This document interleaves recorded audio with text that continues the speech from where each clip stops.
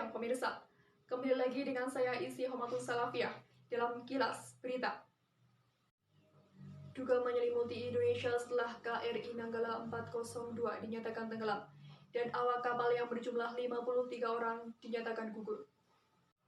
Sebelum dinyatakan tenggelam, kapal selam buatan Jerman tersebut dilaporkan hilang kontak pada Rabu 22 April 2021 dini hari saat melakukan latihan di perairan utara Pulau Bali. 4 hari setelah pencarian, KRI Nanggala 402 dinyatakan tenggelam. Kepala Staf TNI Angkatan Laut Laksamana Yudono Margono mengatakan, kapal selam tersebut ditemukan terbelah menjadi 3 bagian. Ini terdapat bagian-bagian dari KRI Nanggala.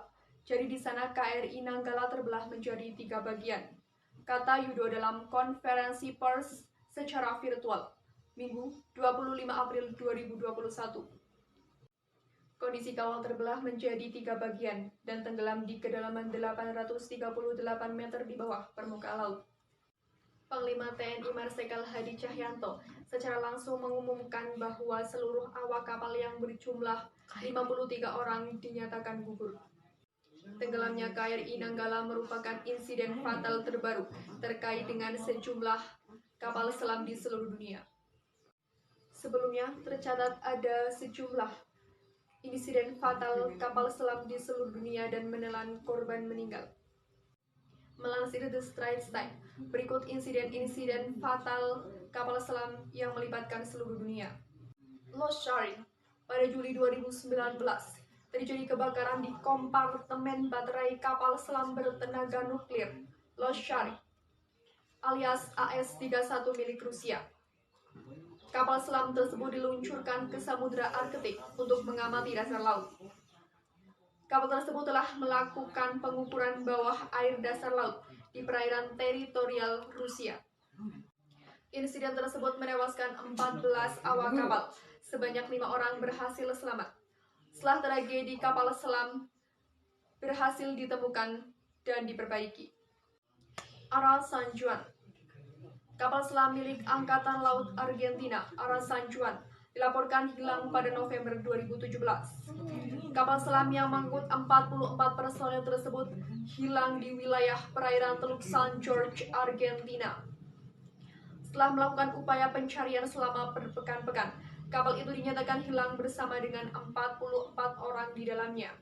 Puing-puing Ara San Juan ditemukan tahun berikutnya, 460 km sebelah tenggara Komodoro Rivadavia. Kapal selam tersebut terjebak setelah baling-balingnya terjerat kabel bawah air. Awak kapal terdampar dalam kegelapan di dalam kapal selam yang membeku dengan suplai oksigen yang menipis. Setelah 3 hari, kapal selam itu berhasil dibebaskan dan kru berhasil diselamatkan ketika wahana penyelamat Inggris memotong kabel yang menjerat baling-baling. USS San Francisco, pada Januari 2005, kapal selam milik Amerika Serikat USS San Francisco bertabrakan dengan gunung bawah laut sekitar 560 km selatan Guam di Kepulauan Mariana. Insiden tersebut terjadi ketika kapal selam itu dalam perjalanan berkecepatan tinggi ke Australia. Seorang pelaut tewas dan 97 lainnya luka-luka. Tabrakan itu dilaporkan sangat parah sehingga kapal selam itu hampir tenggelam. Kapal selam kelas Ming, sebanyak 70 orang yang terdiri atas perwira dan awak kapal selam kelas Ming milik Cina dilaporkan tewas pada Mei 2003. Insiden tersebut terjadi saat kapal selam itu melakukan latihan di timur Pulau Neng Changsan. Diduga mereka tewas karena keracunan karbon monoksida. Pemerintah Cina hanya mengatakan bahwa ada masalah mekanik. 118 orang di kapal selam bertenaga nuklir itu tewas. Setelah dilakukan penyelidikan, para pejabat menetapkan bahwa 23 anggota awak sempat selamat dari kecelakaan awal sebelum akhirnya mati lemas. K9, kebakaran terjadi di kapal selam milik Uni Soviet K9 pada April 1970 di Teluk Biscay.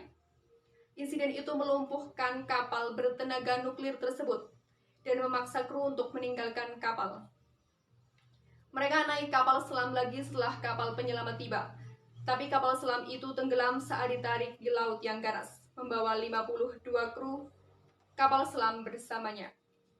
Demikian laporan yang saya sampaikan. Saya Sihamatus Salafiyah pamit undur diri. Sampai jumpa.